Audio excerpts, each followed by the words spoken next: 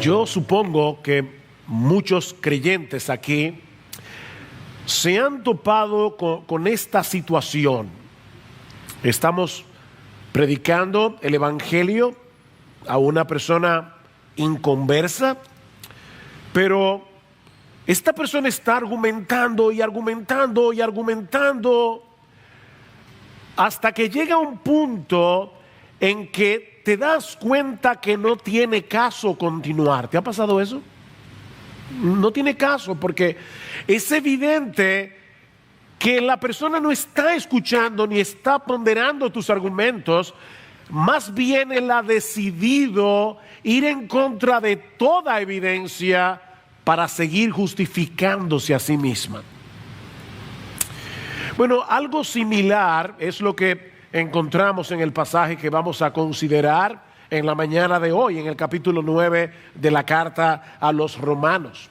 Pablo ha venido hablando acerca de la elección incondicional, soberana, para probar que la promesa de Dios a Israel no ha fallado por el hecho de que muchos israelitas continúen rechazando al Mesías. Dios tiene a un Israel dentro de Israel, un Israel espiritual dentro del Israel nacional, escogido por gracia, por el puro afecto de su voluntad.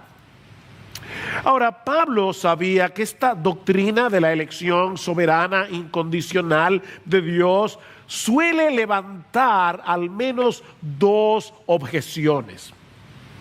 La primera, no vamos a olvidar la pantalla. La primera es que Dios es injusto al elegir a unos y no a otros. ¿Alguna vez alguien te ha dicho eso? A mí me lo han dicho muchas veces. Dios es injusto.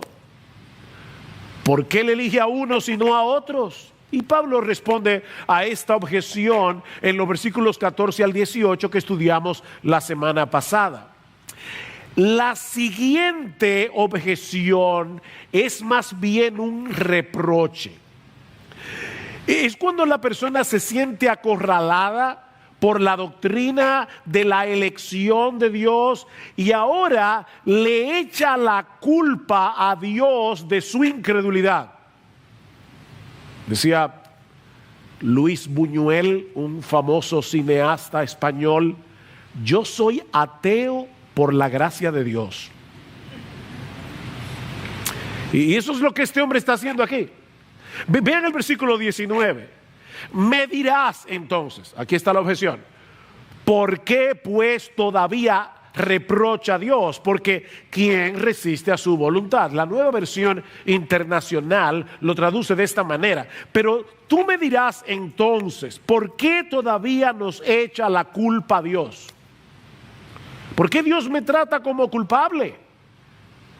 ¿Quién puede oponerse a su voluntad? Pablo acaba de decir en el versículo 18 que del que quiere Dios tiene misericordia y al que quiere endurece. De ahí la pregunta del oponente de Pablo: ¿cómo puede un Dios así juzgar a los seres humanos? Si Él ha determinado en su soberanía lo que hará con cada uno.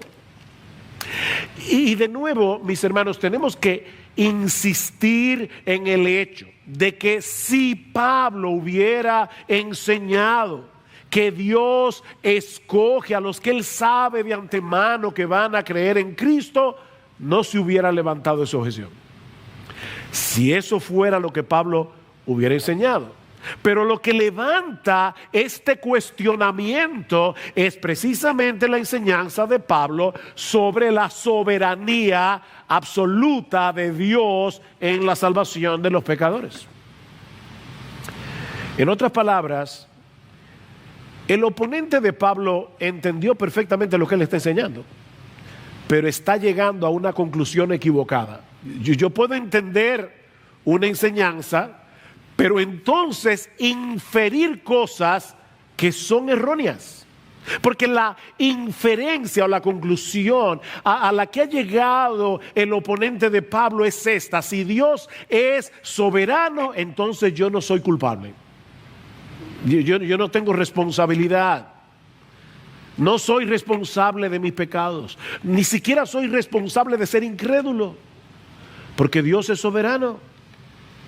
Pablo no está tratando aquí con un creyente confundido, que desea de corazón tener un mejor entendimiento de esta doctrina. Por favor, Pablo, explícame mejor este tema de la elección incondicional, porque yo no acabo de entender cómo es que Dios opera en el corazón de los hombres para traerlos a salvación. ¿Tú me pudieras dar un poco más de explicación? No, eso no es lo que tenemos aquí. Eso no es lo que está pasando aquí. El oponente de Pablo está indignado con Dios. Él está criticando la forma de actuar de Dios. ¿Cómo se atreve Dios a juzgar a los hombres, a juzgarme a mí? Si a final de cuentas nadie puede resistir su soberana voluntad. Es por eso que en vez de responder su pregunta, Pablo va a tratar con su corazón. Me encanta esto. O sea, Pablo sabe, no vale la pena seguir argumentando. Yo tengo que ayudar a este individuo. Yo tengo que tratar con su corazón, porque no son más explicaciones lo que este hombre necesita. Mis hermanos, Romanos 9, de verdad, está bien claro. Bien claro. No es más explicación, es más humillación. Más humillación delante del Dios del cielo. Así que lo primero que hace Pablo en este pasaje es hacerle ver a su oponente y de paso a todos nosotros la distancia infinita que hay entre Dios y sus criaturas. Vean el versículo 20. Al contrario, ¿quién eres tú, oh hombre, que le contestas a Dios? Hay un contraste aquí que se ve más claro en el original. Oh hombre está al principio de la oración, y la palabra Dios tiene un artículo definido. No es simplemente Dios, es el Dios. Es como que Pablo él está diciendo: oh hombre, ¿quién eres tú? ¿Quién eres tú para que le pidas cuentas al Dios, al único Dios? Pablo le está diciendo: mira, mi amigo, hay un solo Dios y no eres tú. Hay un solo Dios y no eres tú. Eres un hombre, eres una criatura que para colmo de males eres pecadora, y aún así crees tener el derecho de criticar a Dios y demandarle una explicación.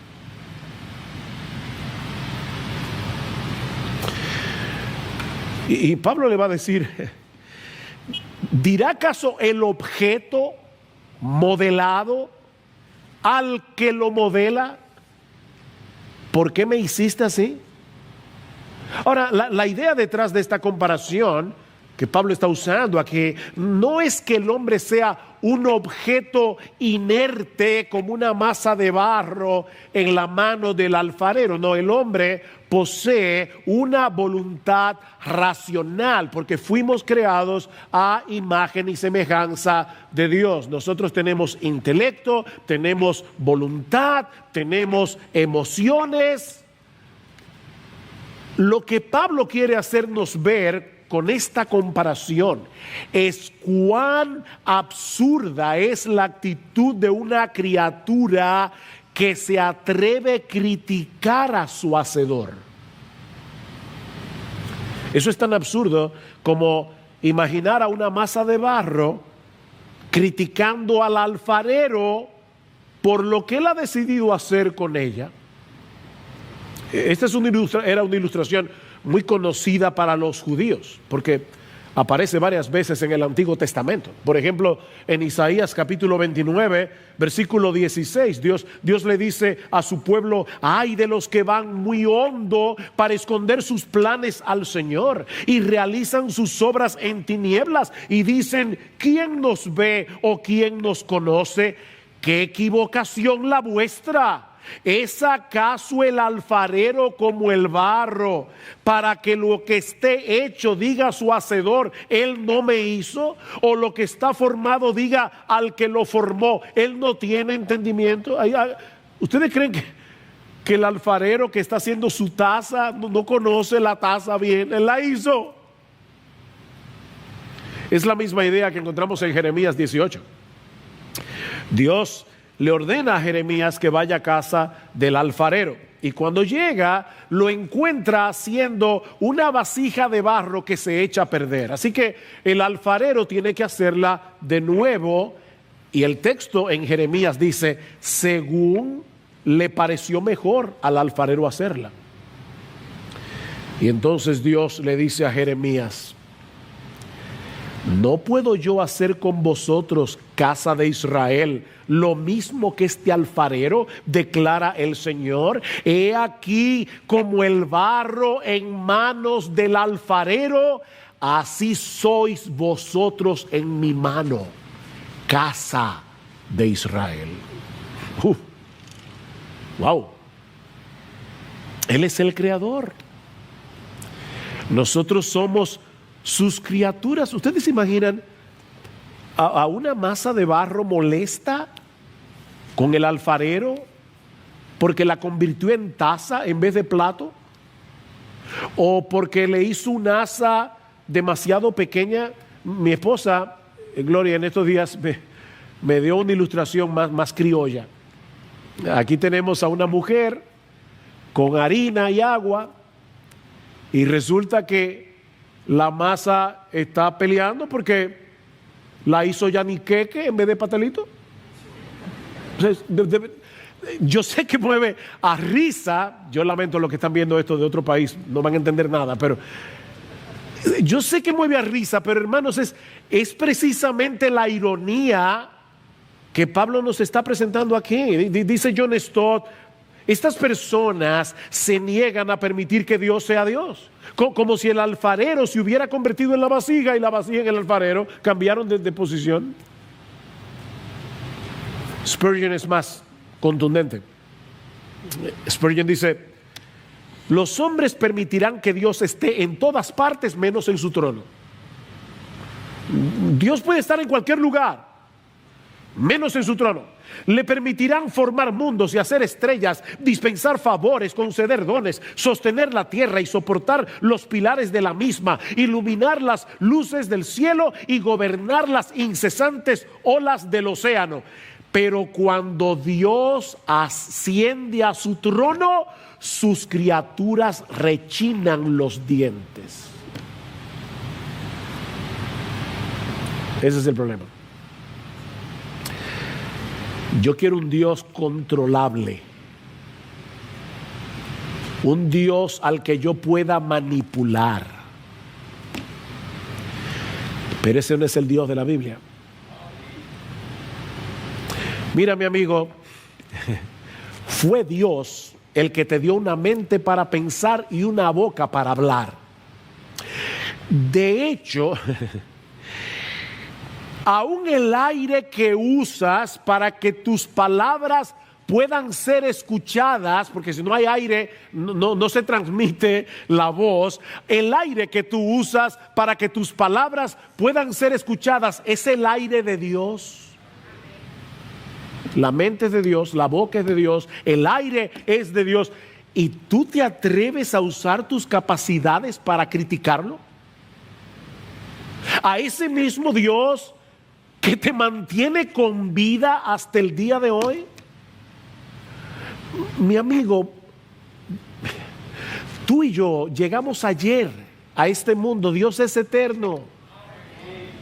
Eterno. Somos tan frágiles que un pequeño virus que no se ve a simple vista te puede llevar mañana a una clínica entubado o a la tumba. Y Él es el Todopoderoso. Él es el que formó todas las cosas con la palabra de su poder. Miren, yo estoy seguro que la mayoría de los que estamos aquí no somos capaces de entender la teoría de la relatividad. Ustedes conocen la fórmula, muchos, pero ¿de verdad tú me puedes explicar la teoría de la relatividad? Algunos tal vez sí, yo no puedo. Pero déjame decirte algo.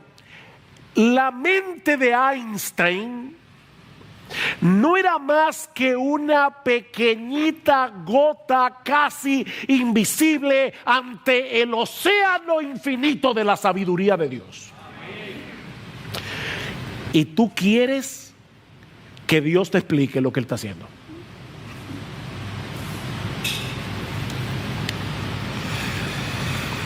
Aquí tenemos a este hombre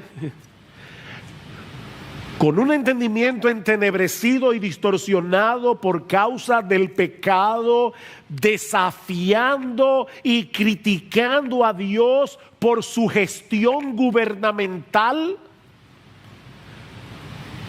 y demandándole una explicación. ¿Cómo es eso de que tú eres soberano y que yo soy responsable? Explícame eso. ¿O tú pretendes que yo crea en ti sin que tú me des una explicación? Wow. Miren, mis hermanos y amigos que están aquí en esta mañana y que nos están viendo por la internet, nosotros no podemos entender siquiera cómo es que nuestros propios deseos operan en nuestro interior y cómo mueven nuestra voluntad. Tú no te entiendes a ti mismo, de verdad. Yo no entiendo cómo es que yo opero. No, yo sé que yo deseo cosas, pero yo no sé cómo es que los deseos operan en mi corazón, cómo mueven mi voluntad para que yo quiera una cosa en vez de la otra. Y vamos a demandarle a Dios que nos explique cómo es que armoniza nuestra responsabilidad con su soberanía. ¿De verdad tú crees que si Dios te explicara eso, tú lo vas a entender?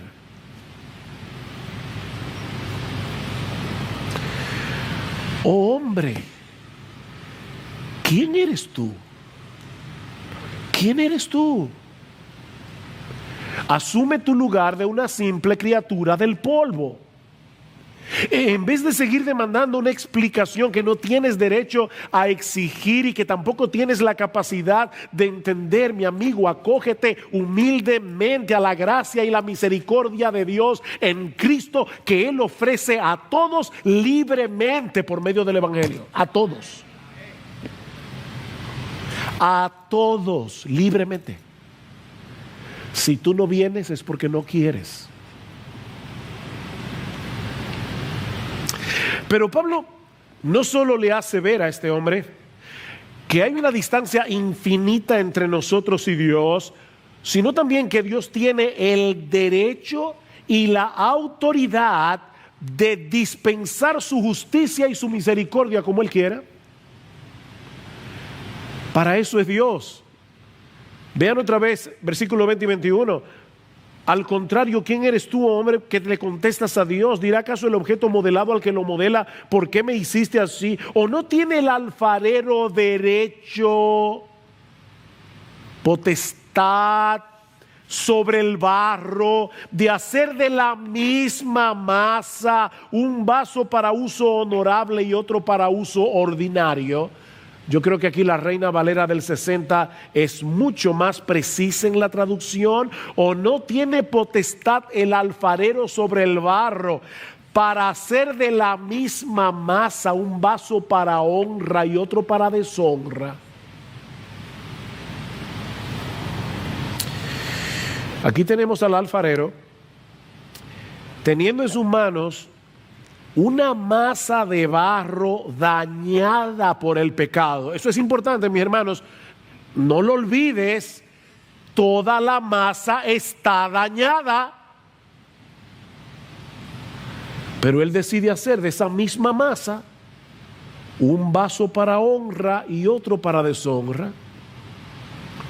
Él no está actuando con injusticia, como ya Pablo ha demostrado en los versículos 14 al 18, porque toda la masa merece ser destruida en el infierno, toda la masa entera. Mira, mi amigo, lo sorprendente no es que Dios haya decidido tratar con justicia a una humanidad pecadora, sino que haya decidido hacer de esa misma masa vasos para honra. Es la misericordia de Dios y no la justicia lo que debería dejarnos boquiabiertos. La justicia de Dios es entendible. Lo que no es entendible es su misericordia. Sobre todo si tomamos en cuenta lo que Pablo ha dicho anteriormente en los capítulos 1 al 3 de Romanos sobre la culpabilidad del hombre. Yo sé que hace mucho tiempo que nosotros pasamos por esa sección de la carta, pero mis hermanos, no olviden que la carta a los romanos, voy a decir algo aquí como yo suelo decir a veces bien profundo, la carta a los romanos es una carta.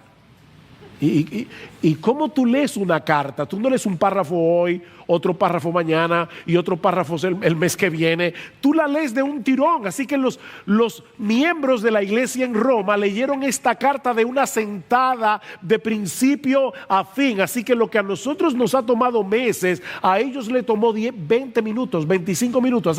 Hace 20 minutos que ellos pasaron por Romanos 1, 2 y 3. Y en esos primeros capítulos de Romanos, de hecho, solo para que sepan, la carta entera a los romanos dura 55 minutos leído pausadamente. 55 minutos. Entera, los 17 capítulos.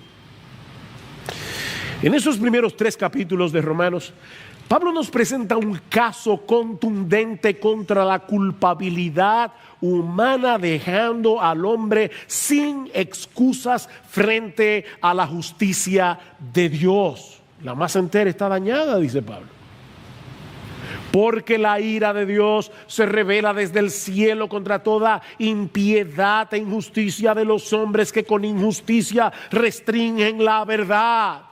¿Y cómo están restringiendo la verdad? Porque lo que se conoce acerca de Dios es evidente dentro de ellos, pues Dios se lo hizo evidente, porque desde la creación del mundo, sus atributos invisibles, su eterno poder y divinidad se han visto con toda claridad, siendo entendidas por medio de las cosas creadas, de modo que no tienen excusa. No aguanto la tentación de decirles esto. En estos días, Gloria y yo hemos estado viendo algunos documentales y uno de ellos fue acerca de la ley de Benford. Quizás tú nunca en tu vida lo habías oído, yo tampoco. Pero es extraordinaria. La ley de Benford, por Frank Benford, quien la descubrió en el año 1936, consiste en ver, no se lo voy a explicar aquí, pero consiste en ver que en el mundo entero hay un patrón matemático inviolable, en el mundo entero. Tú tomas todos los ríos del mundo, por decirte algo, y tú los pones en orden de mayor a menor, y te vas a dar cuenta que el número que va a dar eso es una curva. Es una curva. ¿Saben cómo? Eso tú lo puedes hacer con tu cuenta de banco, tú lo puedes hacer con tu... Yo no sé con cuántas cosas. Eso es impresionante. La ley de Benford. Y Gloria y yo veíamos el documental y el tipo que está haciendo el documental le decía a las personas, pero ¿cómo es que eso pasa? Y decía, nosotros no tenemos la menor idea. Y yo decía, claro que no tienen la menor idea, porque han sacado a Dios de la ecuación.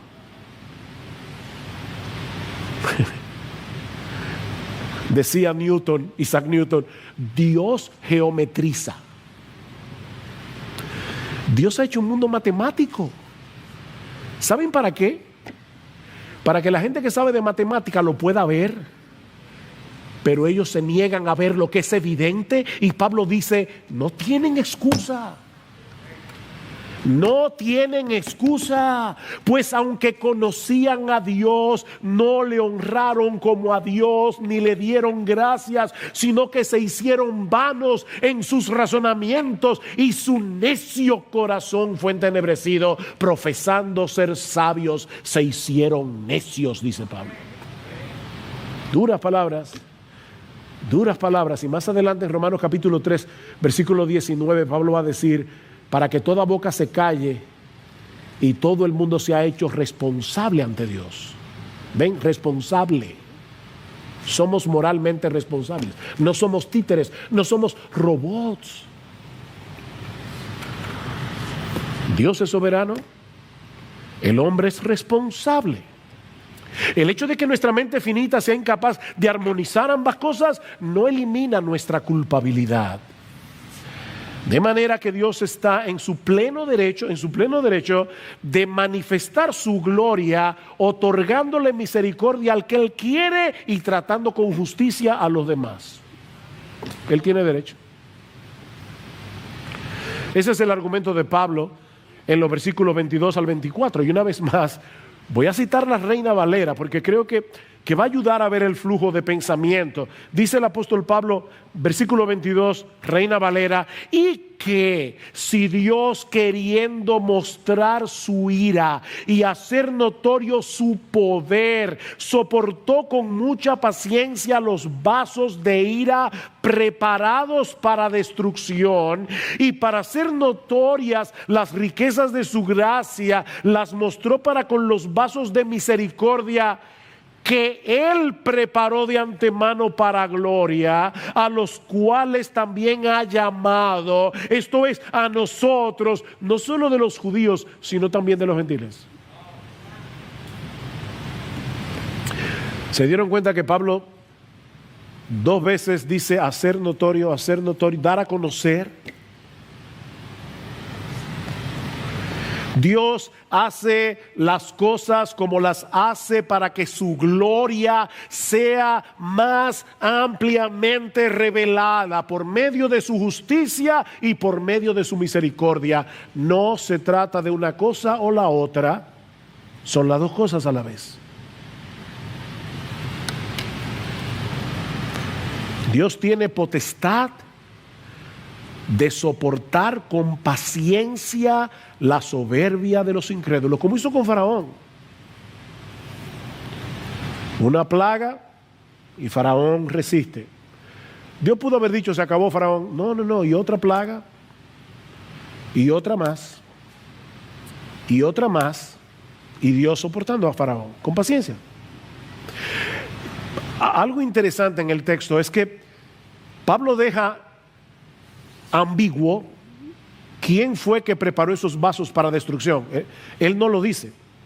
Y de hecho, la voz del verbo que Pablo usa aquí en el original puede ser traducida como una voz media, de manera que es probable que lo que Pablo está diciendo es que esas personas escogieron su curso de acción.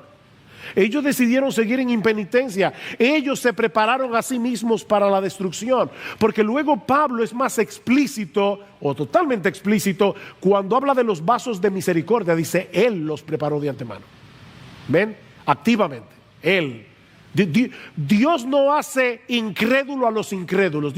Dios no crea maldad en los malos. Él no tienta a nadie, ni puede ser tentado por el mal. No, Dios no hace eso. El malo es malo porque le da la gana ser malo, porque esa es su naturaleza.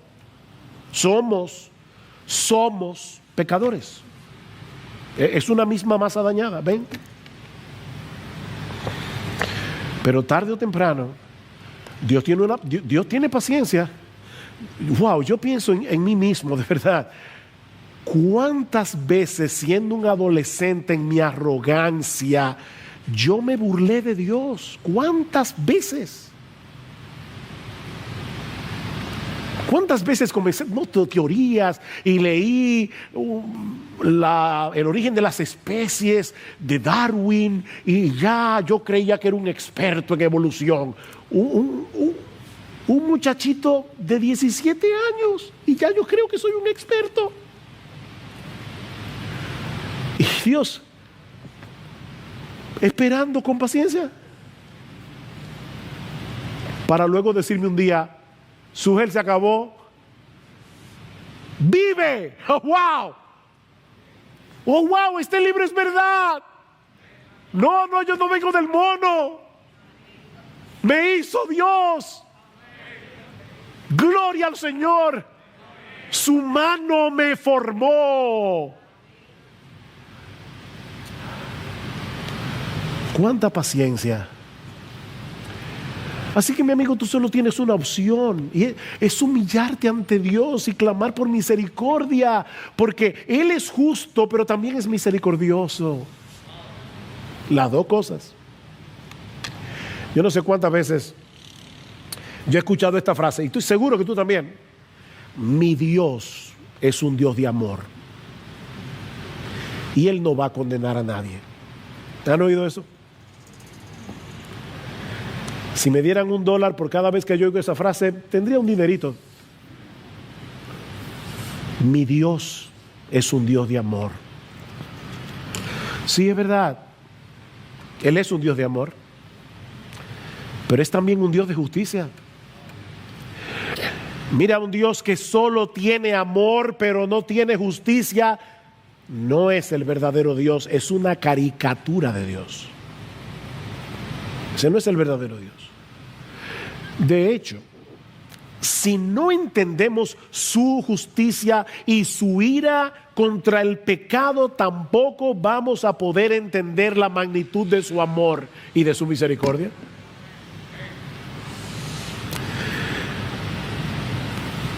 Mis hermanos, ¿por qué la segunda persona de la Trinidad tuvo que hacerse hombre y morir en una cruz siendo inocente? ¿Por qué? Porque Dios es perfectamente justo y Él no puede pasar por alto el pecado. Pero como Él es amor, al mismo tiempo justo y amor, Él decide, la Trinidad decide que Dios, el Hijo, se haga hombre y cargue con mi culpa para que Dios pueda perdonarme y mantener intacta su justicia. ¡Oh, qué gran Dios! ¿Ustedes recuerdan la escena que vimos la semana pasada en Éxodo capítulo 34, cuando Moisés le dice a Dios: muéstrame tu gloria? Y Dios, en el capítulo 34 de Éxodo, esconde a Moisés en una peña y pasa por encima de él proclamando su nombre, es decir, dándole a Moisés una revelación de su esencia, una revelación de quién él es. Pero, mis hermanos, hay una paradoja en lo que Dios le revela a Moisés. Dice Dios a Moisés: yo soy compasivo y clemente, lento para la ira y abundante en misericordia y fidelidad, el que guarda misericordia a millares. Y ahora escuchen: el que perdona la iniquidad, la transgresión y el pecado, y que no tendrá por inocente al culpable. No, espera, aquí hay algo raro. Aquí hay algo raro. ¿Cómo podemos congeniar esas dos cosas? Si Dios no tendrá por inocente al culpable y todos somos culpables, ¿cómo Él puede perdonar la iniquidad, la transgresión y el pecado? No parece lógico. Él no tendrá por inocente al culpable y todos somos culpables. No puede perdonar a nadie, pero Él dice que Él perdona. ¿Cómo lo hace? Para entender esta paradoja tenemos que meter a Cristo en la ecuación. Tenemos que meter a Cristo en la ecuación. La solución es Cristo. Dios no pasó por alto nuestra culpa para concedernos su perdón, sino que la castigó plenamente en la persona de su Hijo. He ahí la solución del dilema. El justo fue castigado para que los injustos seamos perdonados. Pero mis hermanos, la muerte de Cristo en la cruz no tendría significado a menos que la veamos a la luz de la perfecta justicia de Dios. No tiene sentido. Él tenía que morir porque Dios es justo y Dios no puede hacerse de la vista gorda con el pecado. ¿A ustedes les agrada que nuestros jueces muchas veces se hagan de la vista gorda? Sobre todo con los ladrones de cuello blanco. ¿A ti no te molesta? Porque a mí sí. Queremos justicia.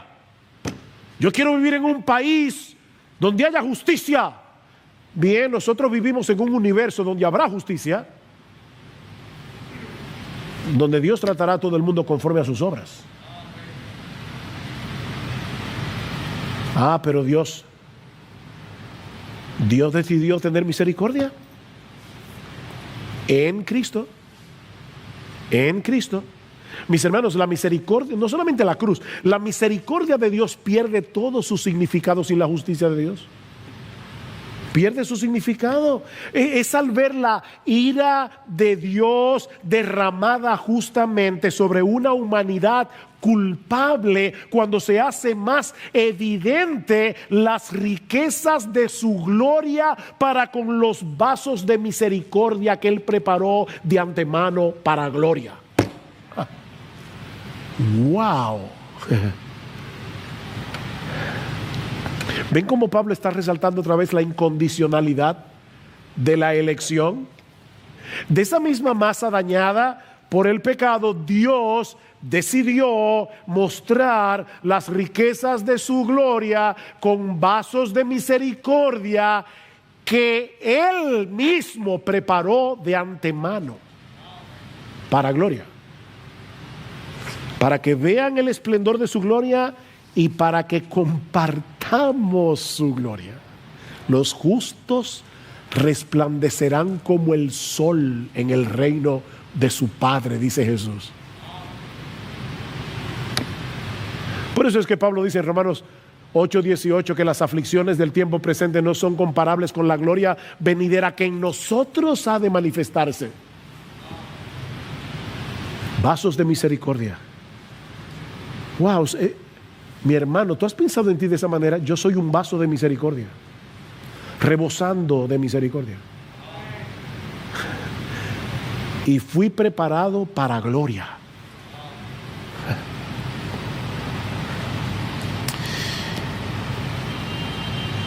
Y Pablo añade en el versículo 24, a los cuales también llamó. Y es obvio por el capítulo 8 de Romanos, que ese llamamiento del que Pablo está hablando aquí no es simplemente el llamado que hacemos libremente a través de la predicación del Evangelio a cualquiera que quiera venir a Cristo. No, este es un llamado irresistible que liberta nuestra voluntad de la esclavitud del pecado para que nosotros podamos responder libremente al llamado del Evangelio. Eso es una de las cosas que veremos esta tarde en la clase de escuela dominical. Cómo Dios nos hace libres para que podamos responder al llamado del Evangelio. Pero al hablar de este llamamiento, Pablo nos lleva de vuelta al argumento principal de toda esta sección de la carta, y es que la promesa de Dios no ha fallado. Recuerden que ese es el argumento, ese es el foco principal de los capítulos 9, 10 y 11. Aunque muchos descendientes físicos de Abraham permanecían en incredulidad, ahora Pablo le hace ver a su oponente que el verdadero Israel no solo está compuesto por todos aquellos israelitas que fueron escogidos de pura gracia, sino también por todos aquellos que fueron elegidos de entre los gentiles.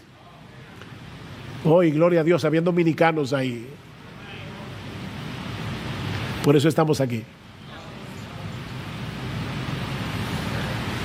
De manera, mis hermanos, que el plan de Dios no ha fracasado.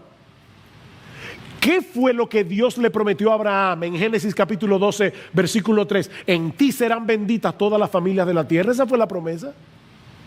Y más adelante en el capítulo 22, versículo 18, Dios le dice a Abraham: y en tu simiente serán bendecidas todas las naciones de la tierra. Y eso es lo que Pablo va a probar ahora a través de 4 citas del Antiguo Testamento, 2 del libro de Oseas, 2 del profeta Isaías, para mostrar que la inclusión de los gentiles y la salvación de un remanente de Israel escogido por gracia, ese fue el plan de Dios desde el principio. Y eso nos lleva a nuestro tercer y último encabezado, que veremos mucho más brevemente. Y es que Dios ha estado llevando a cabo lo que Él se había propuesto hacer en su soberanía. Dios está haciendo lo que Él dijo que iba a hacer. La mayoría de los oponentes de Pablo eran judíos, la mayoría. Así que no sería extraño que este fuera el caso aquí. Y es como si Pablo le estuviera diciendo: pero tú no leíste la Biblia. ¿Tú no leíste en tu Biblia lo que está sucediendo en la historia de la redención después que Cristo murió en la cruz del Calvario? No es el plan B de Dios, ese siempre fue el plan A de Dios. Vean el versículo 25. Como también dice en Oseas: a los que no eran mi pueblo llamaré mi pueblo, y a la que no era amada, amada mía. Qué dulce, ¿verdad? Cuando un esposo le dice a su esposa: amada mía.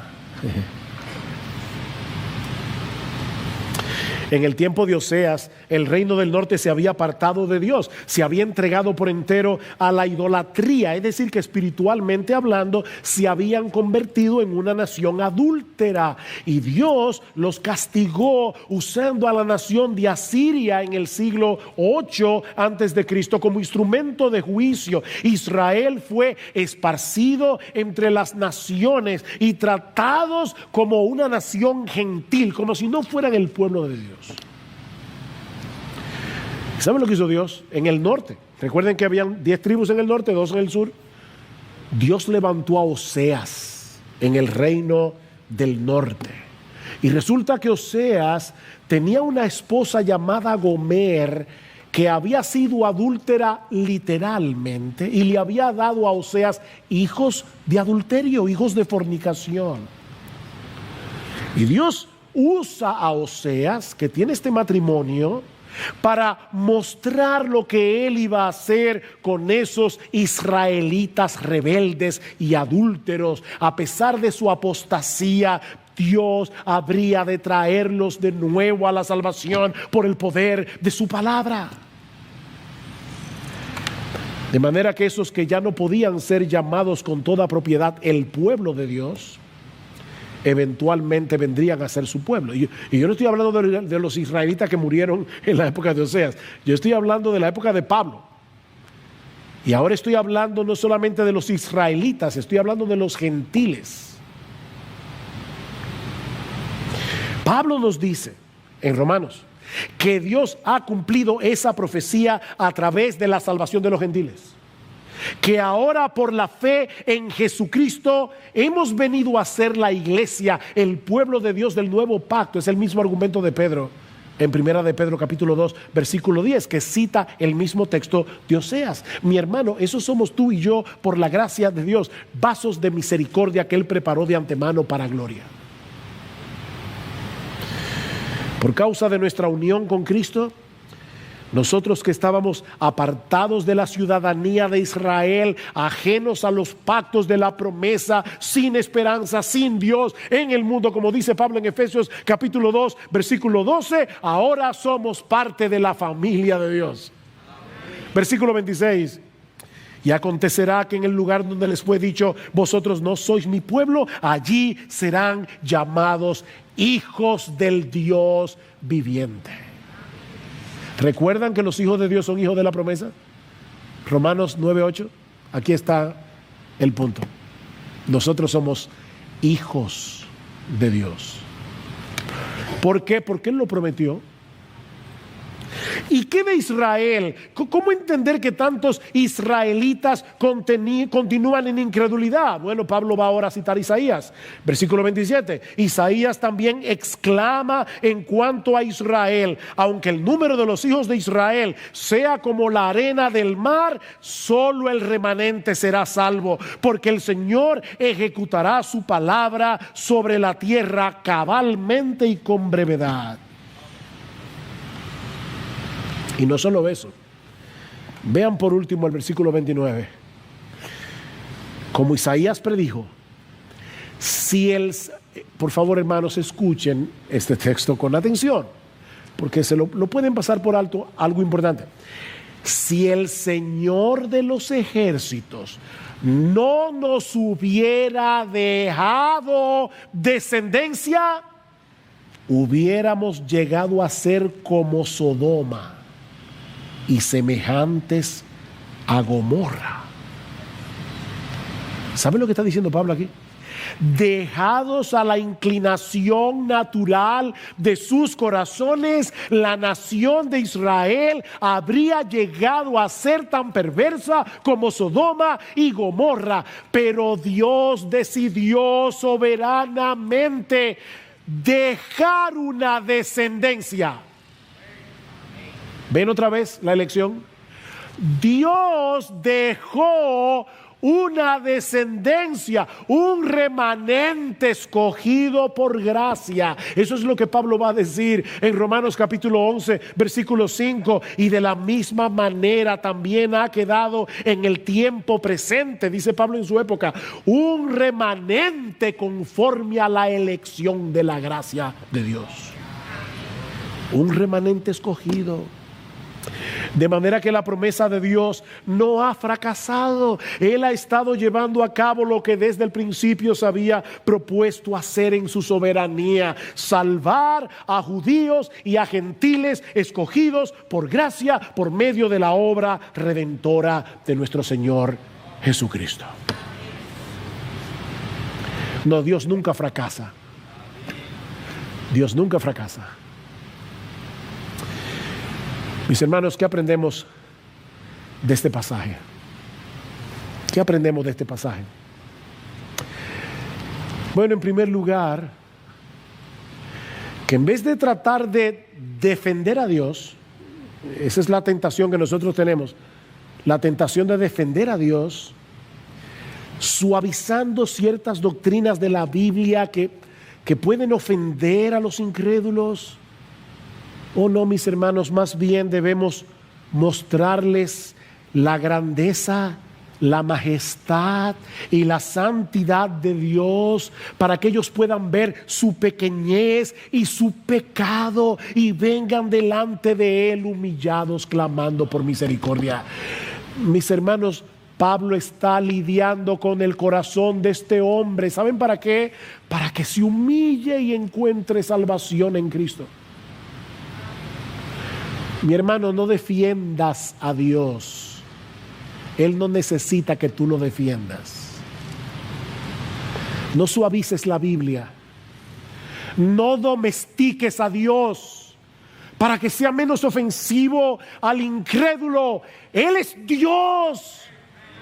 Él es como Él es. No lo domestiques. Oh, pero aprendemos también en segundo lugar que en vez de preguntarnos por qué Dios salva a unos y no a otros, más bien deberíamos preguntarnos por qué Dios estuvo dispuesto a salvar a sus criaturas rebeldes a través de un sacrificio tan costoso. Esa es la pregunta. Miren, el ejército de Estados Unidos gasta mucho dinero en defensa, mucho dinero. Y para cuidarse de terroristas, ¿Ustedes se imaginan que en el ejército de Estados Unidos se descubra que todo un batallón ha estado enviando armas secretamente para un grupo de terroristas de ISIS para hacer un atentado en la misma Casa Blanca? ¿Qué pasaría con ese batallón? Corte marcial. Son unos traidores. Eso es lo que nosotros somos. Nosotros hemos tomado los recursos que Dios nos ha dado para su gloria, para pelear contra Él, para criticar sus designios. Eso es lo que hemos hecho. Pero aquí está el juez de la corte marcial diciendo: ustedes todos merecen ser fusilados. Pero ¿saben qué? Ya yo hablé con la Suprema Corte de Justicia, yo no sé cómo funciona eso, y les pedí que me fusilaran a mí. Misericordia. Misericordia. Dios el Hijo vino a este mundo como hombre y dijo: fusílenme a mí. Fusílenme a mí para que ellos sean perdidos. Son unos traidores, son unos rebeldes, son unos adúlteros. Pero Padre, castígame a mí. Esa es la pregunta. Estás haciendo la pregunta incorrecta. Esa es la pregunta. Mis hermanos, si somos creyentes, deberíamos caer postrados y en gratitud adorar a nuestro Dios por su misericordia. Oh, ¿por qué a mí, Señor? ¿Por qué a mí? Yo estaba hecho de esa misma masa. Como uno de nuestros himnos que cantamos dice: ¿por qué, Señor? ¿Por qué será que me invitaste a mí? ¿Por qué me hiciste oír tu voz y entrar y ver tu bondad? ¿Por qué, Señor? Pues el mismo amor que el manjar sirvió dulcemente a entrar me llevó, si no, en mi pecado aún habría estado yo. ¿Por qué, Señor? Qué consuelo, ¿verdad? Saber que fuimos preparados de antemano para ser vasos de misericordia. La misericordia nos rodea. Dios nos preparó, la masa dañada, Dios nos preparó como una taza grande que Él va a colmar de sus bondades y de sus misericordias. Y al final veremos su gloria. Pero aprendemos también, en tercer lugar, que debemos reconocer nuestras limitaciones y aceptar que no podemos saberlo todo ni entenderlo todo. No olvides que aquí estamos tratando con la revelación de la mente de Dios. ¿De verdad tú esperas entenderlo todo?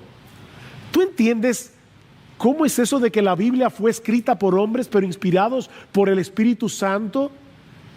Y que Dios no anuló las personalidades ni de Pablo ni de Pedro. Cuando tú lees a Pablo es Pablo, cuando lees a Pedro es Pedro, pero fueron inspirados de tal manera que cada palabra de ese libro es palabra de Dios. ¿Tú entiendes? Pues yo no lo entiendo. Que hay un montón. Óyeme. Mientras más grande es la luz, decía Spurgeon, más grandes son las tinieblas que la circundan. Mientras más entiendas cosas de la Biblia, más preguntas tendrás. Acepta el misterio, que no podemos saberlo todo. Ustedes no se imaginan cuántas herejías y cuántas distorsiones del evangelio han surgido en la historia de la iglesia, porque hay hombres que han querido explicar lo inexplicable. Las cosas reveladas son para nosotros, pero hay cosas secretas que son de Dios. Acepta eso. Si pudiéramos entender a Dios, Él sería de nuestro tamaño. Ay, pero gloria a Dios que no podemos entenderlo todo. En quinto lugar, aprendemos también que no debemos aislar la soberanía de Dios del resto de sus atributos. No hagas eso. Sí, nuestro Dios es soberano, pero Él también es justo y misericordioso y compasivo y santo y sabio y bueno. Y así podremos continuar enumerando un atributo tras otro que no se encuentran en Romanos 9. No podemos aislar la soberanía de Dios de lo demás. Es este mismo Dios del que Pablo escribió 10 minutos antes o 15 minutos antes en Romanos 5, que Él demuestra su amor para con nosotros en que siendo aún pecadores, Cristo murió por nosotros. Cristo murió. Y si tú estás aquí sin Cristo, mi amigo, recuerda que no es tu responsabilidad averiguar si tú fuiste incluido o no en el grupo de los elegidos. Esa no es tu responsabilidad. Todo aquel que venga a Cristo en arrepentimiento y fe será recibido, porque eso es lo que Dios prometió. Vengan todos los que están trabajados y cargados, decía Spurgeon. Ningún alma que está en el infierno podrá decir: yo fui a Cristo y Él me rechazó. Ni una sola. El que a mí viene, yo no lo echo fuera. Oh, mi amigo, no mantengas esa actitud de hostilidad hacia el Dios del cielo, porque no te irá bien. Si tú sabes que eres pecador, si tú sabes que Cristo murió en la cruz para pagar nuestra deuda con la justicia de Dios, si tú sabes que lo único que Dios demanda de ti es que pongas toda tu confianza en Jesús y en su obra de redención, mi amigo, no es más información lo que tú necesitas, es humillación. No es más información. Ven, clamando por misericordia, ven, y misericordia te será concedida, porque ese Dios absolutamente soberano no puede negarse a sí mismo. Él no puede hacer eso, y Él ha prometido poner en nuestra cuenta la justicia perfecta de su Hijo y perdonar todos nuestros pecados y darnos el don de la vida eterna únicamente por medio de la fe. Ven y serás recibido.